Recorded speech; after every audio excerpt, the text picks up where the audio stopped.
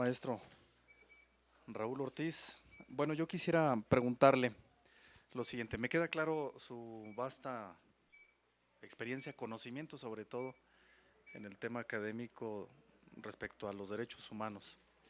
Eh, y la pregunta iría en este sentido. ¿Qué hacer en Zacatecas si usted fuera quien encabezara los esfuerzos de esta comisión? ¿Qué hacer ante uno de los problemas más importantes o más fuertes que se están presentando en estos años en Zacatecas, como son o como es la desaparición forzada, tanto por parte de particulares o de autoridades, y que lamentablemente, bueno, llevamos ahí también aparejado feminicidios y violencia de género, y donde vemos también, y lo retomo de hace una entrevista, donde vemos también que el grado de impunidad es impresionante en Zacatecas. Hablábamos ya de un porcentaje de que estadísticamente habla de un 98% de delitos que se quedan impunes. Solo el 1.08% se resuelven de los que se saben, exactamente. Hablamos de las cifras oficiales, por así decirlo, pero la lista negra hablamos de que hay una gran cantidad de delitos que ni siquiera se denuncian. ¿Qué hacer para aterrizar de la teoría a la práctica en este tema tan concreto que nos perjudica tanto a los zacatecanos?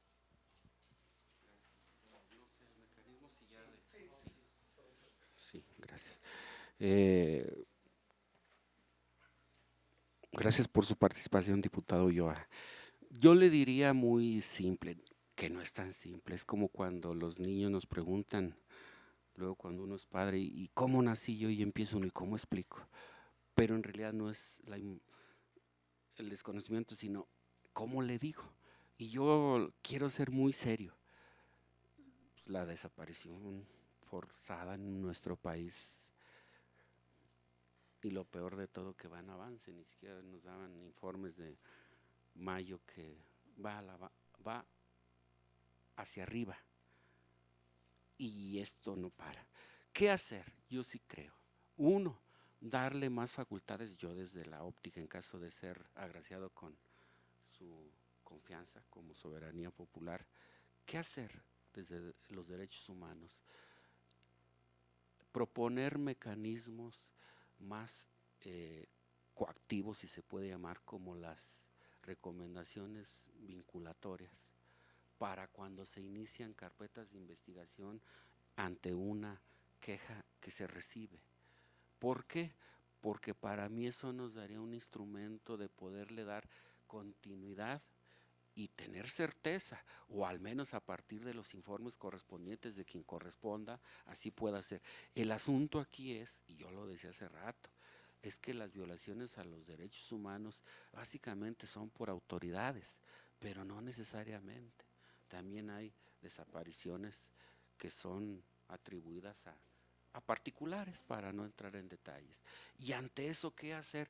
Bueno, pues tendremos que tener las facultades para dirigir o coadyuvar ante otras instancias que corresponda por la naturaleza. Se me ocurre, en el caso concreto de Zacatecas, Fiscalía, la Fiscalía. Tenemos que darle parte en esta materia. Yo sé que actualmente está una agencia especializada en esta materia, en desaparición forzada. Bueno, ¿qué hacer? Yo creo, tenemos que tener como Comisión de Derechos Humanos u organismo correspondiente, no sé si sea lo correcto decir, fuerza coactiva o tener más incisión en nuestras recomendaciones. Es una propuesta inicial. Tiene el uso de la voz la diputada. Gracias, diputado. ¿Cuáles son los principales retos que los derechos humanos de las personas se enfrentan en Zacatecas y qué acciones legales o administrativas propondría para superarlos?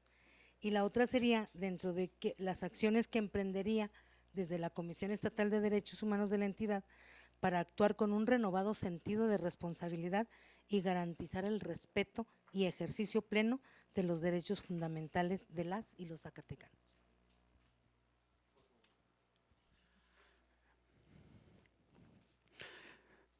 Gracias, diputada Navidad. Mire, Los retos de los derechos humanos son bastantes. El primero, adecuarnos a la realidad nacional. ¿Y qué es adecuarnos? Ya lo mencionaba. En términos de la agenda legislativa, alinearnos. En términos de las reformas, adecuarnos en la legislación correspondiente a nuestro ámbito. Retos. Debemos de, así textual, de capacitarnos. Miren, hay una crítica que nos hacen la ciudadanía, y bueno, yo me incluyo cuando estoy en la docencia, cuando nos señalan por no estar capacitados, por no estar preparados. Pues yo lo señalo en este ámbito, en este rubro, debemos de apostarle a la capacitación, a la profesionalización de nuestros organismos de derechos humanos y muy específicamente, si hablamos de la comisión, tenemos que meterle a la capacitación y a la profesionalización. A diario se demandan quehaceres, actividades, respuestas. El simple planteamiento de ahorita, nos lo preguntan, bueno, ¿qué hacer? Yo digo, 1, adecuar la norma. 2, profesionalizarnos.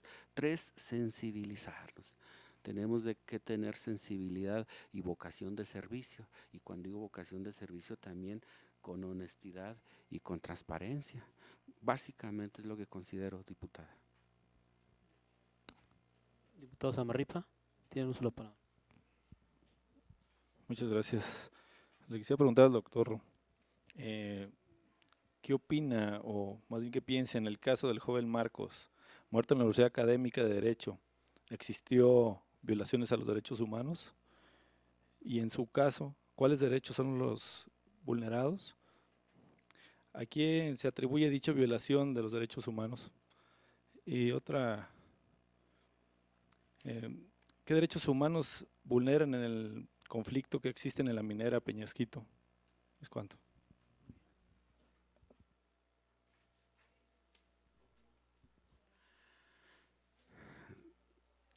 Sí, diputado Samarripa, en ese orden, definitivamente, claro que hay flagrante violación a los derechos humanos. El más elemental de los que tenemos, derecho a la vida, y de ahí derivan los demás. Derecho a la justicia, hay que decirlo, aquí hay participación de autoridades, y de alguna manera yo lo tengo que decir, también al interior, aun cuando yo soy universitario, hay autoridades universitarias que debieron o tienen que fijar postura en su momento. Entonces, sí hay violación flagrante a los derechos humanos. Ya no puedo decir que a la libertad, a la justicia, pues simplemente se priva la vida. Los demás, por antonomasia, vienen en cascada. En la minera Peñasquito, lo debo decir con responsabilidad, pues son temas muy espinosos. Si respondo a simple vista diría, ¿hay violación? Sí. 1, está la ecología. El artículo 4 constitucional a nivel nacional establece que nosotros tenemos derecho a la salud, al agua, entre otros. Pero por otro lado también, en ese conflicto, las partes involucradas están violentando el derecho al trabajo, el artículo 5 señala que toda persona tiene derecho a una actividad y oficio que más le convenga, y ahí se está violentando. Yo creo pues que, bueno, dependiendo de la naturaleza, luego, así como se escucha de quien lo plantee y para qué lado vamos a obedecer, yo digo, sí hay violaciones de derechos humanos de ambos. La empresa definitivamente también creo en la ecología, ha violentado las normas, y si la empresa los hizo, así lo digo, es también con la complicidad de instancias, de entes. Hay quien debe ser garante o vigilante de que se cumplan las normas ecológicas, pero ya luego internamente en la cuestión laboral, pues yo lo digo con respeto, sí hay violación a los derechos laborales, de nuevo si quiero ver por la misma empresa, pero también hasta, aunque los que participen en las acciones de protesta actúen en base a un derecho de manifestación, pues con ese hecho están violentando también la actividad de otros. Bueno, es cuanto. Yo quisiera referirme licenciado, a su planteamiento central. Dice usted que las comisiones de derechos humanos han perdido su ADN y propone la creación de las defensorías del pueblo. Hace algunos meses, creo fue en el mes de noviembre para ser exactos, un grupo de senadores presentó una iniciativa, senadores del Partido del Trabajo, que va orientada precisamente en ese sentido, la desaparición de la Comisión Nacional de Derechos Humanos y por consecuencia la desaparición de los órganos garantes en las entidades federativas y crear las defensorías del pueblo. Incluso van más allá en el método de elección. Proponen ellos que sea a través de una consulta, la elección de su titular. Sin embargo, la base de argumentación de esta iniciativa, ya no lo dijo usted, también es el planteamiento que presentan los senadores, es que las comisiones nacionales de derechos humanos, de las entidades federativas y la de derechos humanos, sus recomendaciones deberían tener un carácter vinculante. Ese es un debate que por lo menos lo vimos, escuchamos recurrentemente el día de hoy en el transcurso de estas entrevistas. Sin embargo, hay la otra postura. Hay quienes dicen no pueden tener un carácter vinculante porque ningún ombudsman en el mundo lo tiene. La naturaleza de las resoluciones que emite un órgano garante de derechos humanos, la fuerza radica de entrada en la calidad de sus recomendaciones, cómo las integró, la base argumentativa, la investigación, cómo la desarrolló. Incluso hace un momento señalaba uno de las entrevistadas, me pareció interesante, la posibilidad de tener una área de peritos para el tema de tortura, de desaparición forzada y para el tema de negligencia médica, precisamente en la idoneidad de las pruebas que exhiba, en la calidad de sus integraciones, de sus investigaciones, radica la fuerza vinculante, digamos, de una recomendación de la Comisión Nacional o de alguna Comisión Estatal de Derechos Humanos. Y también depende de la calidad moral de quienes las presiden. Por eso el compromiso que tiene este Poder Legislativo de elegir bien un perfil respetable, honorable, con calidad profesional, académica y conocimiento en los temas de derechos humanos como titular de este órgano.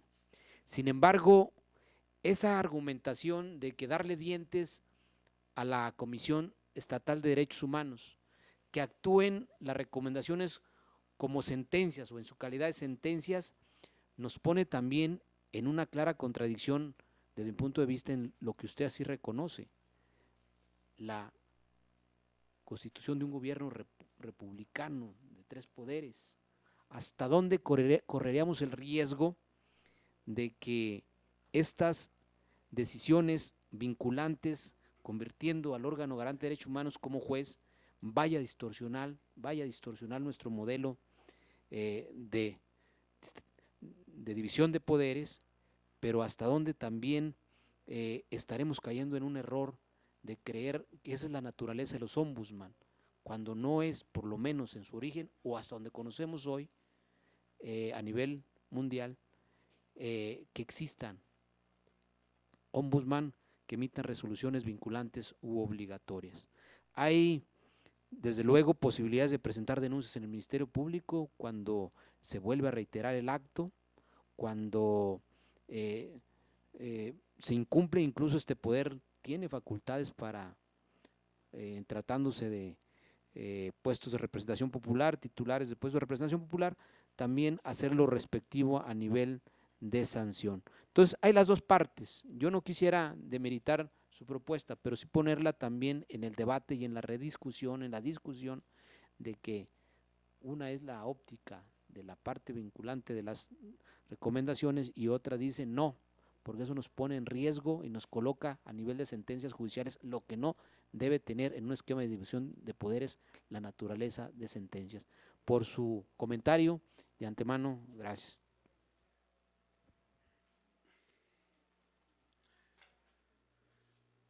Sí, gracias, diputado presidente de la comisión.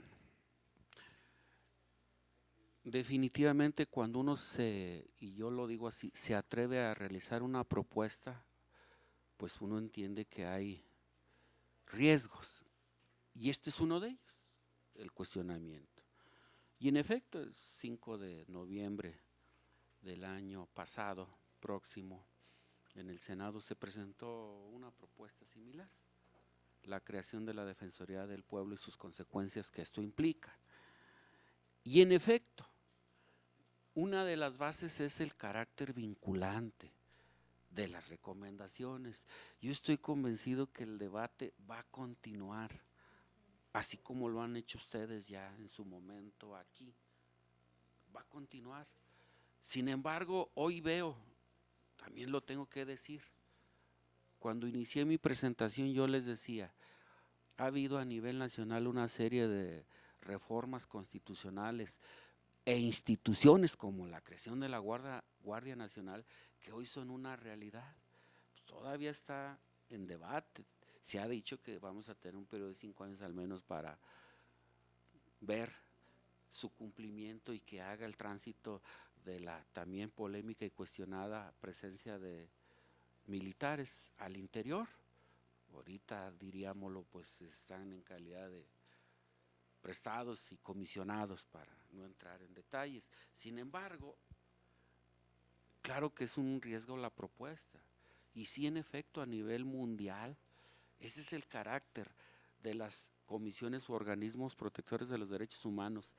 El no vincular o que no sean jurisdiccionales los organismos de derechos humanos. Y bueno, yo digo, pues vamos a tener que dar el debate y aceptar el riesgo en todos los sentidos. No quiero decir que improvisemos. Yo les voy a dar mi experiencia modesta. Nosotros en la Universidad Autónoma de Zacatecas, donde existe la Defensoría de los Derechos Universitarios, los integrantes son por elección. A mi juicio, cuando yo lo vi, dije, esto es hasta un riesgo, una aventura, porque luego ya parece que van a andar los candidatos ofertando dádivas, como coloquialmente se hace en otros estados, en otros países, no aquí. Entonces dije, y sin embargo ha funcionado, porque hay el candado de los requisitos previos para quienes puedan ser. Y creo que es un buen ejercicio, una buena experiencia. La consulta pública, tal vez no con carácter de elección, pero de hecho lo que estamos haciendo es una consulta pública, va a ser una elección por un poder específico legislativo. Dos, en ese sentido, la experiencia igual en la Defensoría Universitaria. El defensor no solo tiene facultades similares a los distintos organismos protectores de derechos humanos, difusión, recepción de quejas, investigación y demás, sino que además representa al quejoso cuando ha lugar ante la instancia que corresponda, si así lo desea el quejoso. Léase, en el caso nuestro tenemos un tribunal universitario. Si el quejoso quiere después de la presentación de la queja, igual se emite un auto correspondiente que puede ser procede o no procede, se desecha o no. Si procede, se le ofrece el servicio del acompañamiento, que ese no se da en las comisiones de derechos humanos. Sí, yo entiendo que porque hay defensorías ciudadanas en materia de asistencia laboral, penal y demás, están los defensores de oficio. Pero yo digo, ¿y por qué no darle más facultades? Yo sostengo que si fortaleciéramos los organismos protectores, defensores, garantes de los derechos humanos desde a nivel nacional, pero el caso particular en el Estado, no quiere decir que limitemos o eliminemos organismos que existen comunes o similares. Hace rato yo escuchaba luego una participación que decía, luego cuando a las mujeres se le encuentra van a distintos organismos, luego ya no hayan ni a dónde. La política del rebote, de hora de allá, hora de acá.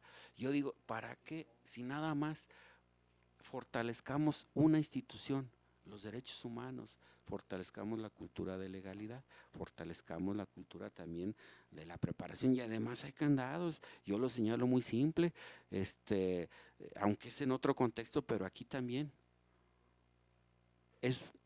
se ha manejado mucho la revocación del mandato. Aquí no hay revocación de mandato, pero sí hay forma de dar reversa cuando algún integrante de un organismo, en este caso Comisión de Derechos Humanos del Estado de Zacatecas, yo no he visto en la historia que a alguien se le haya hecho algún extrañamiento y que se haya procedido para decir, oiga, usted no cumplió, usted protestó y o hizo caso omiso. Y yo digo, ¿por qué no? ¿Por qué no hacerlo? Sí, en ese sentido, pues, y aterrizo y concluyo la participación. La Defensoría del Pueblo sí tiene, para mí, la esencia del debate en la vinculación y dos, también en la consulta de sus integrantes.